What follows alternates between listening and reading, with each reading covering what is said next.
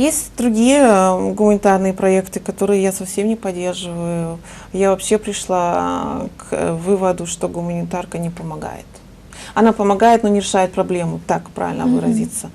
Надо решать проблему бедности. Нужно понять, почему здесь такая бедность, здесь все есть. Да?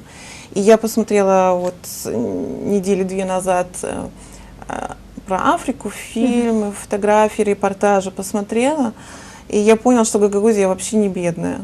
Вот когда видишь, как там живут дети и как здесь, и все-таки гагаузы не бедные. Да? Но они так привыкли себя видеть бедными, слышать, что они бедные, и они живут как бедные.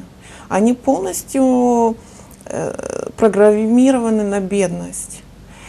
И если бы вот если начнется немножко вот это по-другому думать, поднять свою самооценку и не верить тому, что вы самые бедные, да, у вас земля есть, у вас все есть, у вас можно что-то сделать.